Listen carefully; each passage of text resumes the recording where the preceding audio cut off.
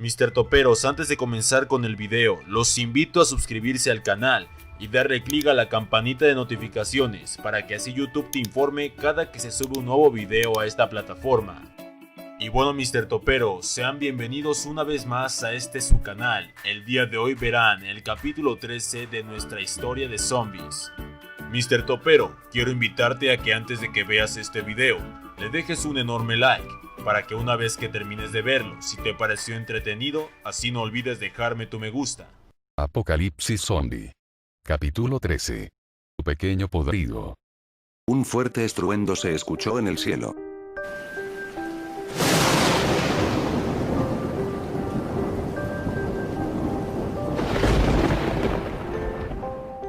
Fue cuando entonces, la lluvia sangrienta que convierte en destripadores a la gente descendió de los cielos. Todos, incluyendo a los cholos, sabían que el no estar refugiados significaba la muerte, así que todos corrimos en dirección al autobús para tratar de evitar que la lluvia tocase nuestros cuerpos y nos transformáramos. Afortunadamente mis compañeros y yo, si llegamos a salvo al autobús, y les cerramos la puerta a los cholos, ellos nos rogaban que los perdonásemos, que no los dejásemos para morir quemados por el ácido de la lluvia. No les abrimos pues no creíamos en lo que nos decían, y los dejamos en el exterior. Todos y cada uno de ellos terminaron muertos y con la piel derretida en el suelo, es lo que pude ver desde el parabrisas del autobús. Solo agónicas expresiones, y mucha sangre a mi alrededor. Cuando la lluvia se fue extinguiendo, y fue seguro salir del autobús, fui el primero en probar suerte y ver si realmente estaban muertos los cholos. Yo jamás vi a nadie transformarse en un destripador a causa de esa lluvia sangrienta. Mientras estaba en el exterior viendo los cuerpos de los cholos, estaba empuñando mi arma de fuego por si las cosas pudiesen ponerse peligrosas, y así yo fuese capaz de defender al grupo. Pasaron unos minutos, y vi cómo se retorcían los cuerpos de los cholos difuntos. Era como si les estuviesen dando convulsiones, rabia, y calambres al mismo tiempo por todo su cuerpo. Entonces, se levantaron y dirigieron su atención hacia mí y a las personas que se encontraban en el bus y emitieron un ruido estremecedor. Los desgraciados ya se habían transformado en destripadores. Se dispusieron a correr en dirección mía, pero les disparé con mi revólver.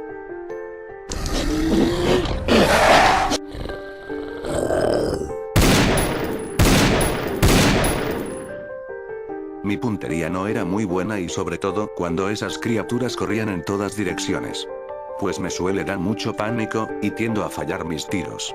Aún así, de 5 destripadores, logré asesinar a 2, disparándoles por mera casualidad en la cabeza. A los otros 3 solo conseguí dejarlos tirados en el suelo pues les disparé en sus piernas. El resto lo hicieron mis compañeros, pues ya no tenía balas. Bajaron del bus, y machacaron a cuchillazos las cabezas de los destripadores.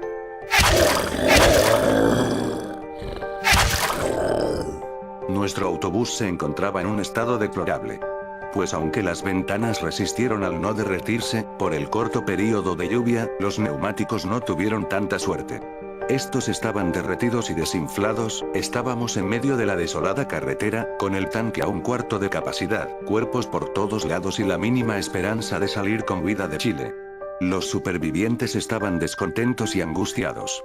Me culpaban por haberme gastado 6 balas en el intento de asesinar a los destripadores, decían que o no era capaz de mantenerlos a salvo y que el tema de la evacuación simplemente era una mentira. Los supervivientes molestos me gritaban que qué es lo que íbamos a hacer.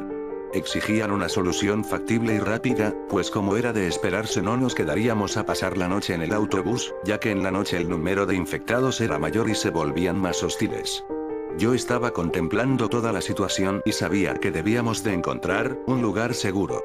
Puse a trabajar a todos los supervivientes, para que vaciaran el autobús del combustible que le quedaba, y que llevaran consigo todas las provisiones. Por mi parte, recargué mi revólver, tomé mi escopeta, un cuchillo, y una mochila, la cual llené de víveres, medicinas, y un poco de munición, en caso de que sucediera una catástrofe y así yo fuera capaz de sobrevivir. Una vez que todos estaban listos con el equipaje en sus espaldas, organicé a una formación de 2 filas, en la que cada costado irían hombres armados, para defender a las personas que estaban cargando las provisiones. Estuvimos caminando por la desolada carretera, sin algún rastro de zombies. El camino se hizo muy largo, lo que más me preocupaba es que el barco nos diera por muertos y abandonara el país. Seguimos caminando y vimos a lo lejos una caravana de autos chocados. La gente tenía sed y hambre. Así que yo y otra persona que estaba armada me acompañó a inspeccionar el lugar. Después de estar viendo auto por auto, no encontramos nada, ningún rastro de zombie, así como tampoco encontramos suministros médicos, ni munición, ni tampoco comida y agua. Al parecer ese lugar ya había sido saqueado anteriormente. Ya era algo tarde y ninguno de los automóviles servían para salir de ese lugar, por lo que optamos en hacer un campamento. Algunas personas tenían tiendas de campaña, así que nos apresuramos a armar el campamento. Mientras los demás estaban armando el refugio, yo estaba tratando de buscar transmisiones en el radio. No encontraba nada, fue cuestión de tiempo para darme cuenta de que nos habían ya abandonado, pues no era posible que la radio no captase la señal a menos de que el barco hubiese dejado la costa. Ahora teníamos que elaborar un plan, ya no iríamos a la costa, ahora teníamos que ir en busca de un barco o tal vez de una avioneta. Por suerte uno de los supervivientes llamado Andrés, sabía pilotear. Así que obviamente, trataría de mantener a salvo a ese hombre. El campamento ya estaba listo, eran casi las 5 de la tarde y aún había luz de sol, los hombres armados harían guardia. Los anuncios que se encontraban en la autopista decían que a 1 kilómetro había un pueblo, así que decidí que por la mañana, iríamos en busca de una camioneta o si teníamos suerte un autobús. Todas las personas estaban cansadas y hambrientas. Así que cautelosamente, sin decirle a las personas que yo tenía alimento extra en mi mochila, reunimos toda la comida que teníamos y la repartimos equitativamente. Todo el hambre ya no era un problema. Cuando oscureció, las casi 25 personas que estaban conmigo se turnaron para hacer guardia y descansar. Así que me dispuse a dormir por un par de horas. Solo fue cuestión de postrar mi cabeza en el frío suelo y después de eso ya no supe nada. ¿Qué es ese ruido? ¿Qué demonios está pasando?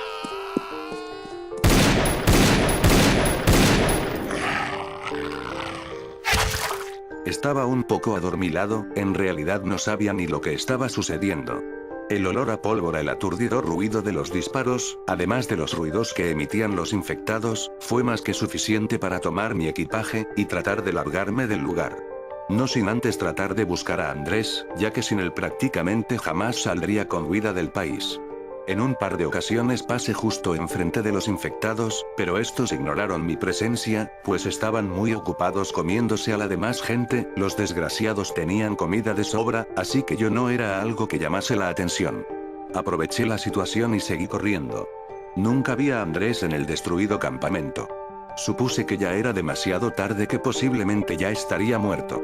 Pero recordé que Andrés era un tanto astuto, así que supuse que entre todo el pánico, seguro se fue a la autopista para esconderse en algún automóvil. Fui corriendo rápidamente con mi revólver en mano, para que así no me tomara por sorpresa algún destripador. Después de correr por 10 minutos, llegué a la carretera en la que se encontraban los automóviles chocados. Me puse a revisar el portaequipaje de los automóviles, pues si tuviera que esconderme de una horda de infectados, y solo tuviese automóviles como una opción viable para salvar mi trasero, seguramente lo escondería en la cajuela de un automóvil. Seguí revisando cada uno de los coches que habían en la carretera, no encontraba a Andrés. Así que decidí gritar diciendo que saliera de donde estuviese escondido, que vine a rescatarlo. Igualmente Andrés no salió del lugar en el que se encontraba escondido. Después de buscar exhaustivamente quedé sin esperanzas de volverlo a ver.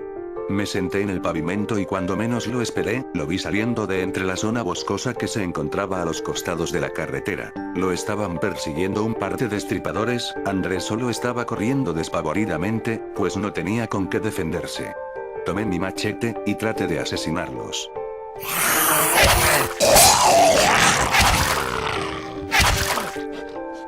Se los clavé tan duro en sus cabezas para cerciorarme de que los asesiné realmente. Cuando estábamos a salvo Andrés y yo, le dije que se escondiera en el portaequipaje de uno de los automóviles, que iría a ver si podría rescatar a algún superviviente en aprietos, que si quería seguirme sería su decisión. Él, no muy convencido con mi idea, dijo que mejor se escondería. Así que no perdí más mi tiempo y me adentré en el concurrido bosque. Ya no se escuchaban ruidos de tiroteos o gritos de dolor. Al llegar al campamento vi a muchas personas muertas, al igual que cuerpos de destripadores en el suelo. Aunque se perdieron muchas vidas, un grupo de 5 personas lograron salvarse. Vi que uno de ellos estaba tirado en el suelo sujetándose el brazo, al parecer lo habían mordido. Así que a las demás personas que estaban lamentando sus pérdidas les dije que lo sujetaran. Aquel chico se estaba negando. Le dije que le cortaría su brazo derecho, para evitar que la infección se recorriera por todo su cuerpo, y así no se convirtiera en una de esas criaturas del demonio. Puso resistencia pero al final lo sujetamos, levanté mi machete, y fuertemente le corté su pajero brazo derecho. Inmediatamente con un pedazo de tela, le hicimos un torniquete en su brazo, y lo vendamos como pudimos para evitar que muriera desangrado. Uno de los hombres llamado Derek, tomó en sus brazos a aquel chico moribundo, y nos dispusimos a salir del bosque. Yo iba cuidándole sus espaldas.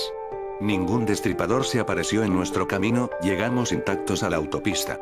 Grité de nuevo para que Andrés saliera del portaequipaje en el que se estaba escondiendo, y les dije a todos que teníamos que buscar un automóvil, que creía haber visto un anuncio en la carretera diciendo que había un pueblecillo a medio kilómetro de distancia en el que seguramente encontraríamos un coche.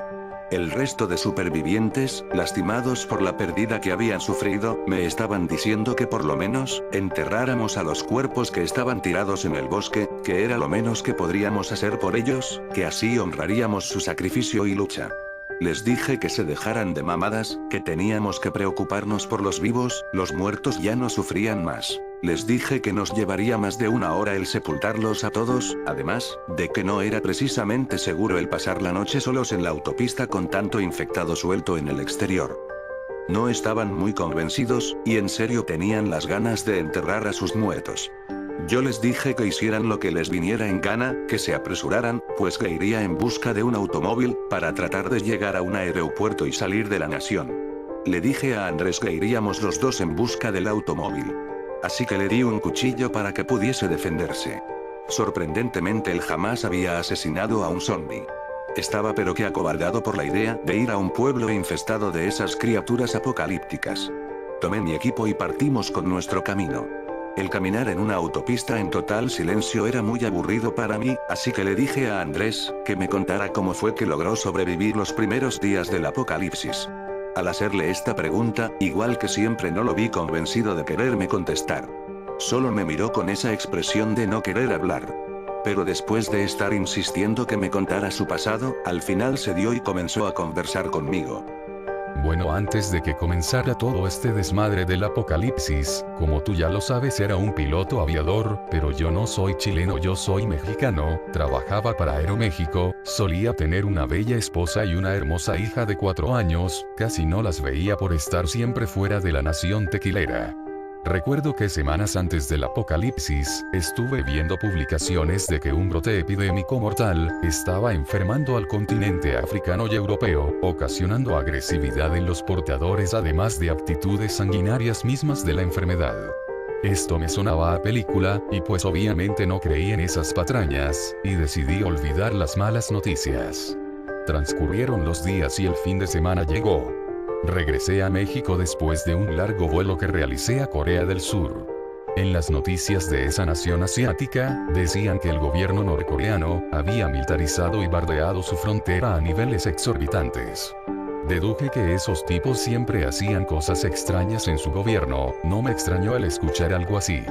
Eso solo fue un amargo y preocupante recuerdo, que me siguió durante mi regreso a México.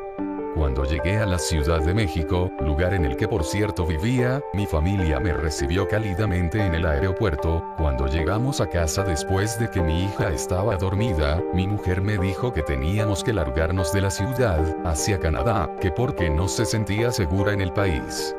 Yo por supuesto le dije que no se preocupara por los rumores, que tal vez solo eran para desviar la atención de los verdaderos problemas que acosan a nuestra nación. Era día sábado por la noche. Lo peor estaba por comenzar. Estaba en mi dormitorio descansando. Y un ruido nos despertó. E inmediatamente, tomé el arma que estaba en mi cajonera al lado de la cama. Le dije a mi esposa que se quedara en la habitación, que iría a investigar lo que estaba ocurriendo. La luz se había ido en todo el vecindario, vi cristales rotos. Cuando menos me di cuenta, un hombre con sangre escurriéndole de su boca atacó a mi mujer. que no se quedó en la habitación ocultándose. Quedé atónito por lo que estaba sucediendo. Ese hombre le estaba mordiendo el cuello. Así que le disparé al sujeto que devoraba a mi mujer. Mi esposa estaba en el suelo toda tiesa, y con sangre en todo su destruido cuello. Mi hija estaba viendo lo ocurrido, vio a su madre morir. Ni siquiera comenzó a llorar como era de esperarse. Me di cuenta que los rumores eran ciertos, y sabía que después de un momento resucitaría. La encerré en la habitación, para no tener que asesinarla, ya que no me sentía capaz de poder meterle un balazo y volarle sus sesos una vez que se convirtiera. Le dije a mi hija que por nada del mundo intentara abrir la puerta de la habitación. Igualmente después de unas horas perdí de vista a mi hija, un intenso dolor inundó mi alma. Vi que mi esposa estaba devorando a mi pequeña. Ella gritaba agónicamente, decía que la ayudara, que sentía mucho dolor. Quedé horrorizado, no recuerdo con claridad qué ocurrió exactamente, pero sí de algo estoy seguro, que con mucho dolor en mi alma, accioné mi arma en dirección de mi esposa y mi hija para acabar con su sufrimiento. Después de eso, tomé mis cosas y fui al aeropuerto, pero esta es otra historia muy larga, solo te diré que mi avioneta se estrelló en este país, y las personas que murieron sanguinariamente hace unos minutos, salvaron mi vida. Seguimos conversando por un largo rato, en el camino nos íbamos encontrando infectados, merodeando por la zona esperando a una presa la cual devorar. Afortunadamente estos eran solo unos cadáveres fáciles de eliminar, eran lentos y su proceso de putrefacción era bastante elevado, no es como cuando nos topamos con un destripador, esas cosas son muy letales. Ya estábamos llegando al poblado, podía ver las casas. Andrés estaba demasiado asustado, a decir verdad, creo que a la vez que era una oportunidad de salvación para todos, también podría ser el causante, de que tal vez algún destripador saliera de entre los edificios y nos devoraran a Andrés y a mí también. Claro que tampoco yo era muy valiente, pero sé afrontar la situación que se me ponga enfrente, y si es necesario puedo asesinar a alguna persona que ponga en riesgo a Andrés, a lo que queda del grupo, o incluso a mi persona. Ya estábamos justo en el pueblo, se trataba de la provincia de Pomaire. Solo veíamos autos inservibles a nuestro paso, por un largo periodo de tiempo seguimos buscando, y nada, todo estaba destruido. Fuimos a la gasolinería más cercana del pueblo que se encontraba a unas cuadras de nuestra posición. En todo momento estuve empuñando mi arma de fuego. Al llegar a la gasolinería le dije a Andrés que revisara si había combustible en los despachadores. Andrés me dijo que sí había combustible. Lo cual me pareció sorprendente y supuse que entre el caos en un pequeño pueblo las personas no tuvieron la posibilidad de cargar combustible y salir con vida de este lugar, posiblemente por la peligrosidad de la situación o por el embotellamiento de automóviles que impedía el tránsito vehicular. Le dije a Andrés que iríamos a buscar el automóvil. Andrés no le pareció una buena idea el dejar la gasolinería, aún así le dije que tenía que seguirme si quería seguir con vida, que la gasolina no sería robada, a menos de que los infectados aprendieran a descargarla en los galones de combustible, lo cual veía imposible. Andrés de igual forma, no tuvo opción más que seguirme el paso, caminamos por unas cuadras. Mi intención era encontrar la estación de policía, ya que posiblemente encontraríamos armas que seguramente no sabría utilizar pero haría el intento, y si teníamos suerte encontraríamos un auto para salir del pueblecillo e ir por las demás personas. A unos metros de mi posición localicé la estación de policía, estaba hecha trizas y lo más seguro es que no encontraríamos ni una perra munición. Entré a la estación de policía, todo estaba casi a oscuras, vi cuerpos de policías pudriéndose en el suelo. Le dije a Andrés que cuidara mis espaldas, que iba a intentar despojar a los cadáveres de las armas que tenían. Antes de tratar de hurtarles sus posesiones, clavé mi cuchillo en la cabeza de los infectados, para así evitar de que en caso de que uno de ellos siguiese consciente, así no me mordieran el trasero. Solo pude recolectar una Magnum con suficiente munición para eliminar una docena de infectados, una linterna, cigarros, fósforos y un cuchillo. Seguí caminando sin adentrarme mucho en los cuartos que tenía la estación, siempre empuñando mi arma. Vi la puerta que conectaba al estacionamiento, la abrí muy lentamente, estaba un poco oxidada, así que hizo algo de ruido. Caminé apuntando a diestra y siniestra, esperando no encontrarme con algún infectado o peor con un maldito payaso asesino. No veía ningún automóvil en el estacionamiento, la reja que permitía la salida de los automóviles estaba abierta, así que la cerré. Seguí caminando, Andrés estaba nervioso, le temblaban las manos al empuñar el cuchillo. Vi una camioneta de la Policía Federal chilena, esta parecía estar en un buen estado. Caminé con sigilo para ver qué había dentro, vi el cadáver del copiloto dentro del automóvil, al parecer había muerto de un balazo en la cabeza, su cerebro estaba embarrado por todo el parabrisas. Escuché unos quejidos, se parecían a los de un perro devorando desperdicio. Apunté con mi arma en dirección de lo que había escuchado, y vi a un destripador, este tenía una apariencia un tanto extraña, cuando se percató de mi presencia, me miró, y sonrió macabramente, el infeliz en vez de atacarme comenzó a gritar como si estuviese llamando a los demás infectados. Y lo que acababa de hacer, jamás había sido tan estúpido, el ruido de la detonación que hice, seguro alertó a todos los infectados de los alrededores. Corrimos hacia la camioneta, vimos el tanque de combustible, desgraciadamente tenía muy poco pero creí que sería suficiente, así que quité el cadáver que estaba en el asiento del copiloto para que Andrés se sentara, las llaves estaban pegadas, listas para encender el automóvil, siempre fui muy idiota conduciendo, para mi suerte la camioneta era automática, así que no hubo mucho problema, encendimos el automóvil y arrancamos como locos. Teníamos a 3 infectados corriendo en dirección nuestra, pero los perdimos después de conducir por las calles de la ciudad. Llegamos a la gasolinería. Y bajamos.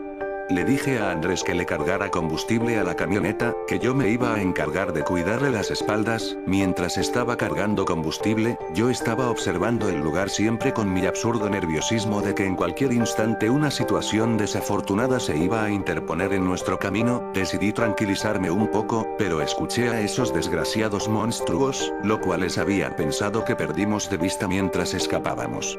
Esas cosas, no eran tan difíciles de erradicar cuando solo te encontrabas con algunos de ellos, le dije a Andrés que no se distrajera, que intentara drenar lo más que hubiese de gasolina en el despachador, que yo me iba a encargar de eliminarlos, y que de paso iba a ver qué podía quitarles que me fuese útil. Caminé donde estaban los infectados, tomé mi cuchillo, y al primero que se dispuso a atacarme, se lo clavé en su cabeza, y a los otros que estaban más lejos les disparé.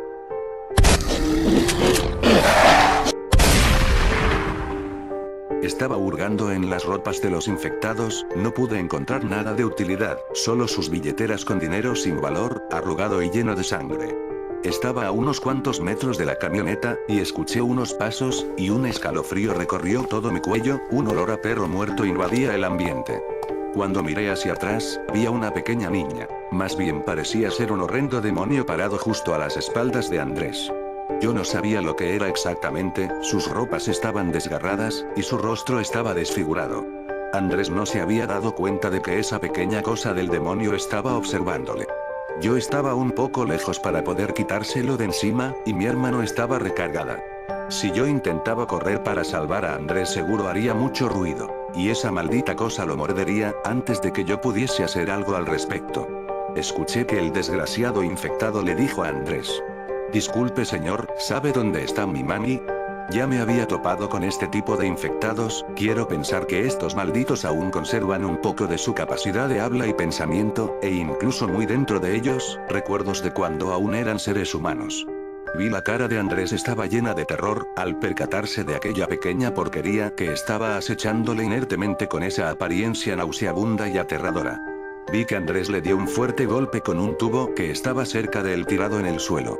La criatura cayó fuertemente al pavimento, al ver esto corrí muy rápido para ayudar a mi amigo, pero el pequeño diablo fue más veloz que yo, y se le abalanzó a Andrés. Andrés estaba luchando por su vida, y cuando estaba a punto de terminar de ponerle balas a mi arma para dispararle al pequeño podrido, este le mordió la mano a Andrés. Bueno, vamos a la sección de saluditos.